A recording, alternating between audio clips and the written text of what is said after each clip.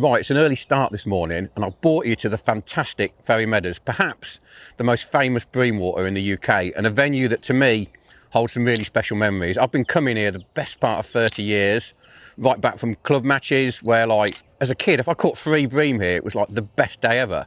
Now, however, the it's a lot better, basically. There's a lot more fish to be caught.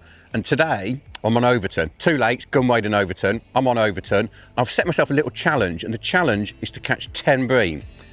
Now, that might seem like a lot, but I'm quite ambitious. I'm quite confident. We might be resetting that challenge halfway through, but I think 10 bream is realistic today.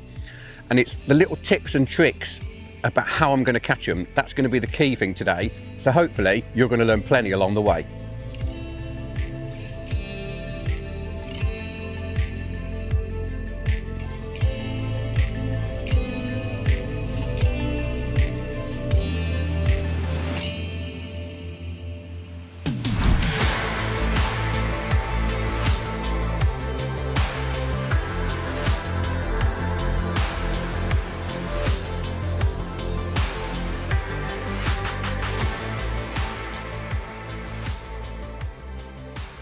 A massive part of bream fishing on big waters like Ferry Meadows is the initial baiting up.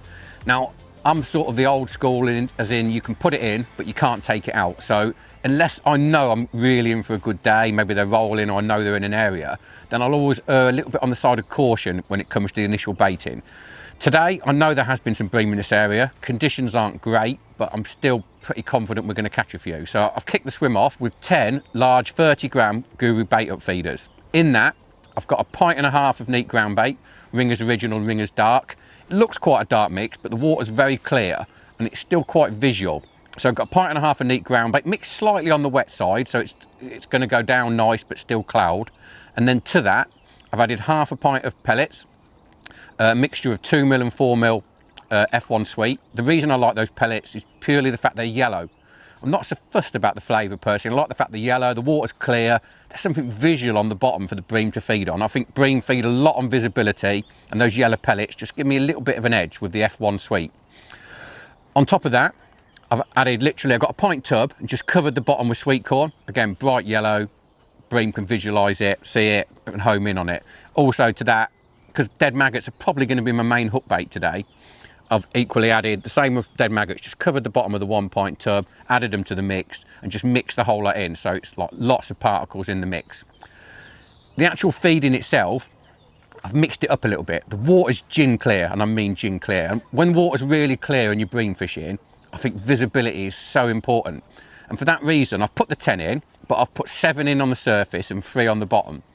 For those that aren't quite sure what I mean, when I say 7 in on the surface, I mean as that feeder hits the water, I've literally pulled it like 3-4 times, emptied it on the surface. So the bait's falling down, nice cloud. I think you get a better spread. It's almost like spodding. If you're a carp angler, using the spod that empties on the surface. I've put 7 in on the surface, nicer cloud and a better spread of bait. Then I've put 3 in on the bottom for the bream really to feed on.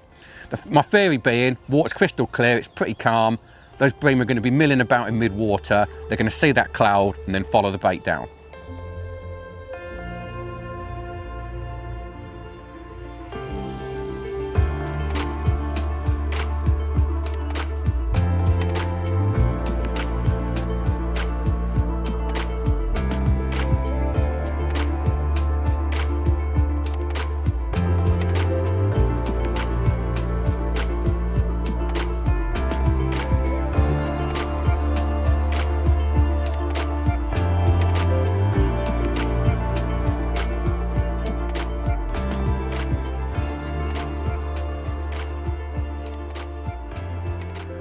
Right, we've had a few indications. We're just over an hour in. And I've had indications, probably like 7 or 8 indications, so I've known it's not devoid, but I've not been able to get one. I've tried a couple of different things, putting one in on the surface, then chucking over the top and waiting. I've tried a little tiny window, and I've just gone back to what I started on. I had an indication again last chuck, and then it's gone round this chuck on 3.5 minutes. I was just starting to get a little bit worried. The thing that's kept me sort of going is the fact that I've had indications. It's like there's nothing worse when bream fishing when you cannot get a sign at all. But like I've had virtually an indication every single chuck from the start. It's just so bright, so flat. and the water's absolutely crystal clear, that it just starts to worry you they're not going to feed. And then literally this one's just picked it up. I can't really say out the blue. Oh, he's just stuck on. He's just coming, is he? Yeah. It's a bit of like a ledge of weed there.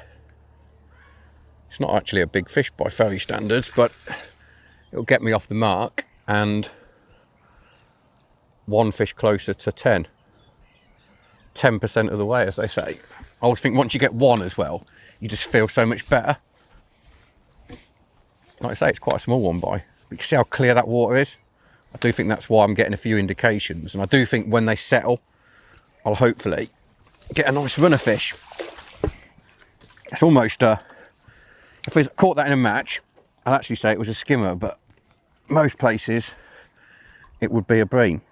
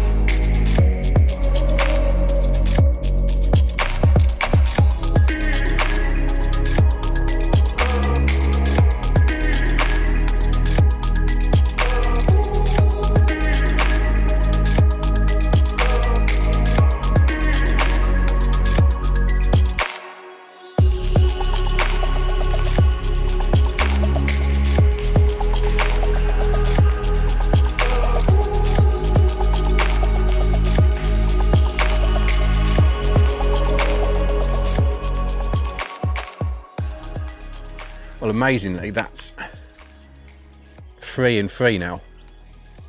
Not doing anything different. Bite time is, for all 3 has been exactly the same, between 3 and 5 minutes. Just sticking on that. They definitely get a little bit stuck there. There must be a big bank of weed. But with that running paternoster, I just feel they, because it's not a fixed rig, the feeder moves in the weed and they just come through. This one's just got a little, I can just feel it getting stuck now. It's just still moving though. The weird thing is it's not actually, yeah, it's coming, here it comes. Got it moving. Well, it's a little bit bigger. Not as big as that last one though, I don't think, but it's definitely not a bad one. Like I said, I've not done anything different. I made a few changes early on, but when I was getting indications, but now I'm actually getting no indications, which is often the best way at ferry. No indications and you get just proper bites. It's like when you're getting indications, it's because nice fish. The fish aren't actually settled in the swim. You know what I mean? It's important, get the indications. Don't strike at me because that can unsettle them even more. I sort of had £5 plus, definitely.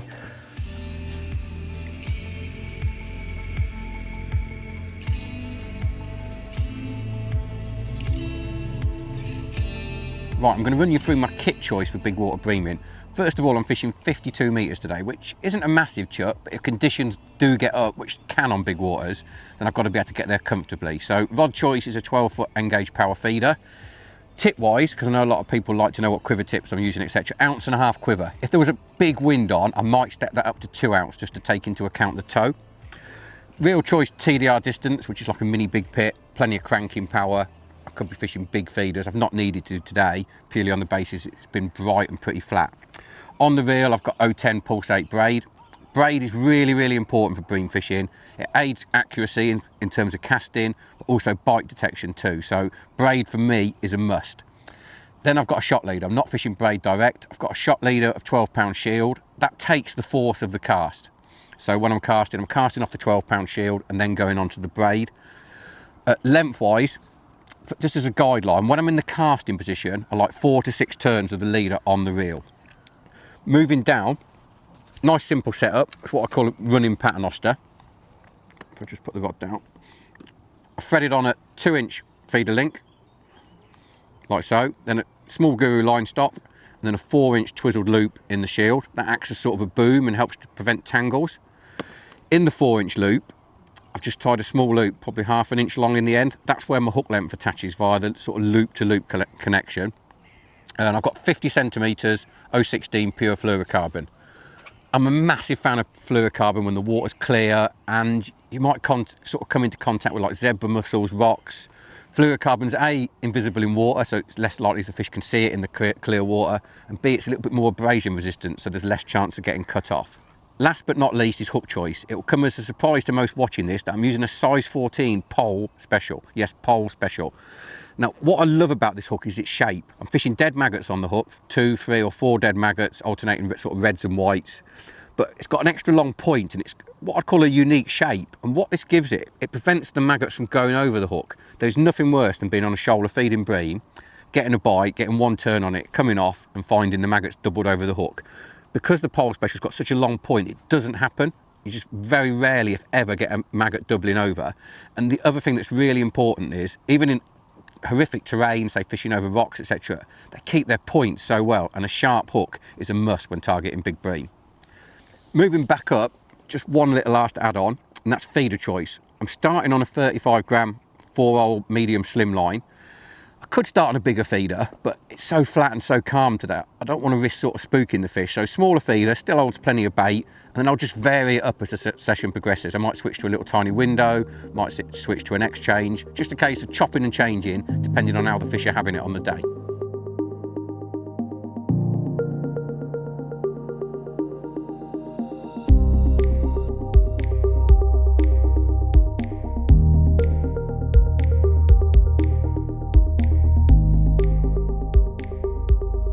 There you go, number 4, or is it? Is that a bream? I think it probably depends where you live. If you live up north where it's tough, that's a big bream, but for ferry meadows it's a small one. Either way, I'm going to count it. That's number 4. Without doubt, the key to catching big amounts of bream is locations. First of all, you've got to find them. Now, when it comes to looking for swims, points are always going to be good. Put you a little bit further out. Any areas that you can find out that have got deeper water, closer to the bank, or any sort of cover. Bream love cover. If we take ferry meadows as an example, the bream love, anywhere where there's weed, there's bream. Loads of food in the weed, so the bream hang around it. So if you can find a nice weed bed and then a clear spot by the side of it, you're always going to catch bream. So distance-wise, I always say make it comfortable. Depth is important. So like if you can't find anything out about a venue, then have a plumb around when you get to your peg, see what you've got in front of you depth-wise. Ferry's pretty flat. Once you get to sort of 20 metres, you're looking at 8 to 10 foot over most of it. So to me, there's no real need to go a million miles. The weed's close in here, so I want to be just past the weed. So you're looking at sort of 45, 50, 55 metres max. Go to where the bream live, don't make them come to you.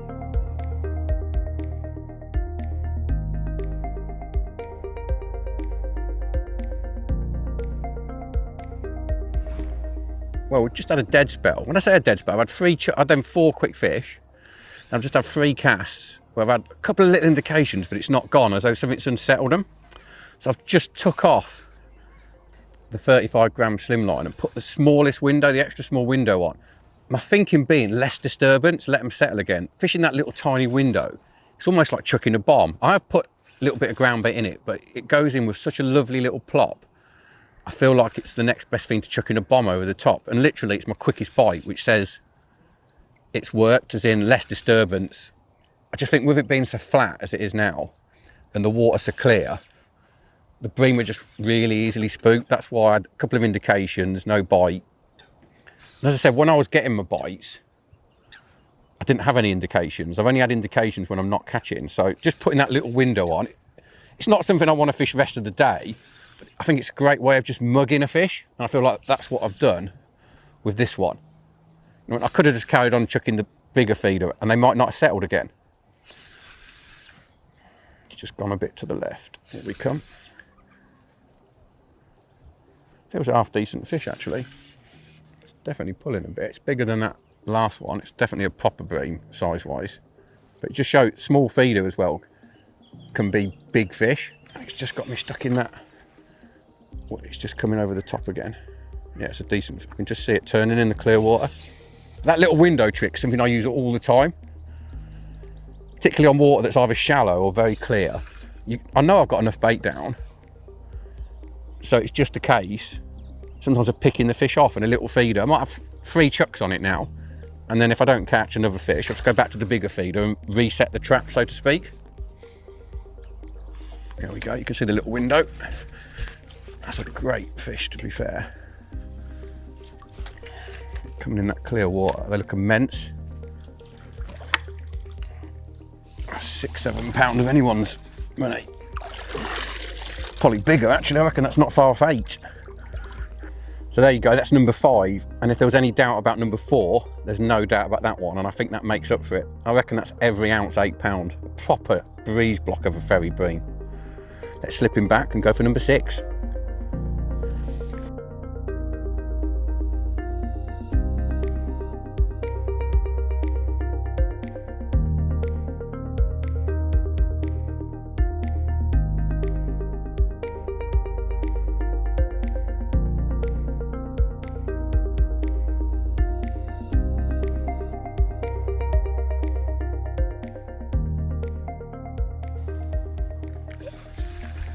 Right, I nicked that one on the window straight away, but I've not nicked another. I've had 2 more chucks, and I emphasised at the time, it's important not to keep chucking the window, not this little tiny one, because I feel like I'm not doing anything to pull a fish into the swim. So what I'm going to do, I'm going to unclip the window and save it again for a bit later on, and go back to the medium slimline in 35 gram. But to try and make something happen and try and just pull a fish, I'm just going to slop the ground bait up a bit. The idea being to sort of maximise the cloud. I'm going to try and restart the swim, I'm going to have like 3 2-minute chucks, just to try and get a little bit of cloud. And then if it doesn't go in the 3 2-minuters, I'm going to like have a 10-minuter just to let the swim cool down again, calm down, so to speak. So 3 quick 2 minutes with a sloppy ground bait, just to get some cloud on that slightly bigger feeder.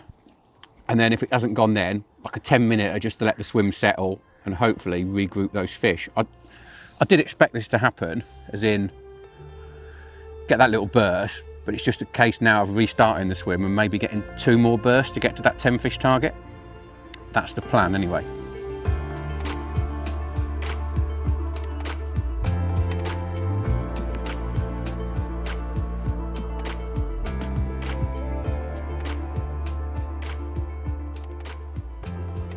Well, I flew to 5 in that little run, and I put them 2 quick chucks with a little sloppy slimline in, and on the long chuck I had one for number 6. But since then I haven't managed to make a bite. I've tried repeating the slop trick, that's produced nothing. I am getting odd, and I mean really odd signs. I know there's still fish out there. I've just having a quick chuck now on that extra small window with an 80cm hook length, just to see if that sort of mugs me one. But I need 4 more. We've got literally 90 minutes to go and I need 4, which you might think, well, he's only caught 6. But I feel like it's possible because it's 1 run of fish and I don't feel the peg's devoid. So I'm going to take a gamble. You know, I mean, I'm a believer as a match angler, like in, I know this isn't a match, but trying to win. And I feel the best way to win in this situation is going to be 3 more bait ups. When I say the bait ups, I mean the large bait ups. Quite wet ground bait, a few maggots, bit of pellet and a little bit of corn, empty them on the surface, cloud it up, sort of restart it again. I just feel like the last hour can be really good. I'm not 100% certain how much bait's left on the bottom either. So I feel like by putting 3 in, it gives me the confidence I've got some bait there. And also I'm going to put a bit more cloud in the water. Like I said, there's still fish in the area because I'm getting odd, tiny indications. So there is fish milling about. So I think 3 feeders, and then maybe just chuck the little tiny window over the top, or be really patient with a slimline, one or the other. But I just feel that that might just give me that kickstart to get those 4 fish. So I'm going to reel this in and put some bait in.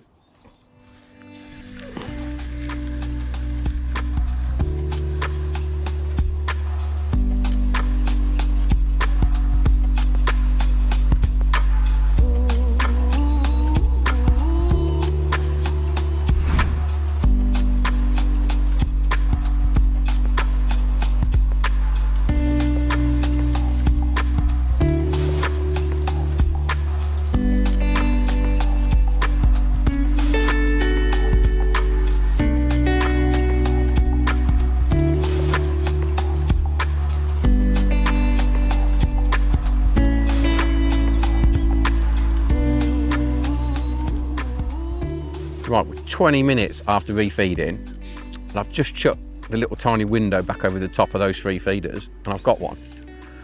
Whether I'd have caught it anyway, we'll never know, but it's putting those 3 in certainly hasn't done any harm. I'm on the longer hook length as well. My thinking being, water's crystal clear, they might not want to come too close to the feeder, so I'm on that little tiny window. I just filled it full of neat ground bait. It's really important to keep varying up what you put through.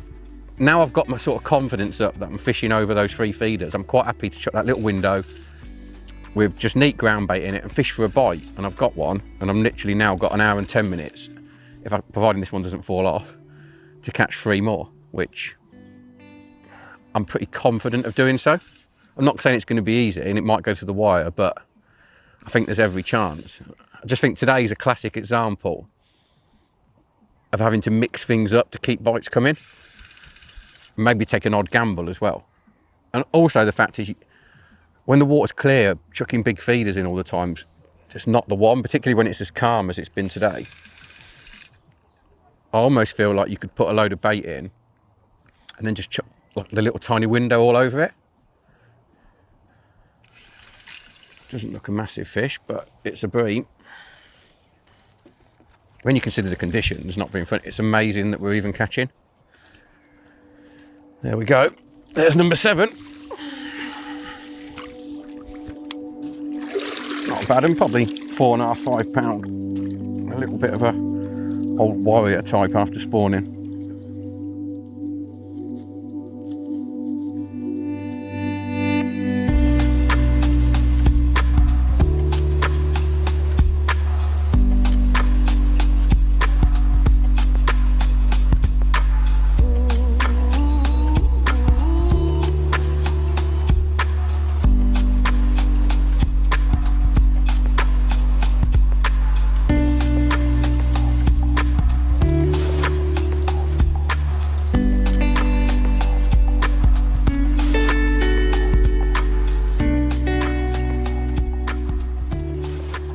There we go, that's another proper one, and that is number 8. Let's see if we can pop the hook out. Every one has been so well hooked. Let's hold him up. So there you go, number 8 and a cracker. They've definitely settled on that bait. We've got 45 minutes to go, the challenge is on.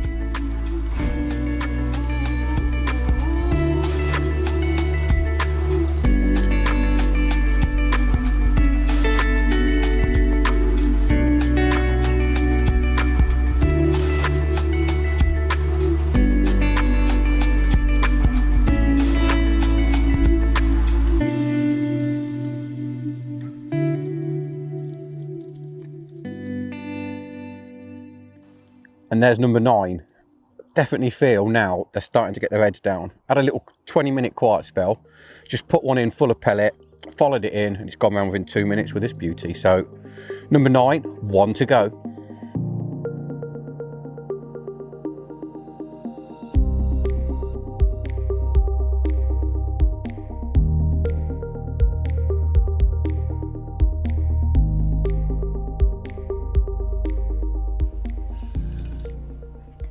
Feels like a decent fish. Been out 5 minutes, and I'd say bite time has been like, I think I've had 1 long bite, but the bulk of the bites have been sort of 3 to 6 minutes. No real quick ones, but equally you haven't been able to bore any on. It's very rare in clear water that I think you bore fish on, because they've got to follow the bait or see it to take it. So you almost still need to keep casting reasonably regular. By boring fish on, I mean sort of just chucking it out and saying, right, I'm leaving that for half hour. Problem is, I almost feel like the longer it's on the bottom, the less chance fish can find it. What you can do if you want a long chuck, and what I've been doing today, 2 quick chucks to get some cloud, get a bit of scent in the water, and then a long chuck.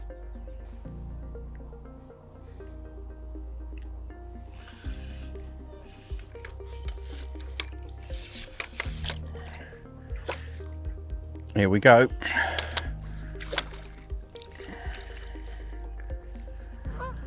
And it's mission accomplished.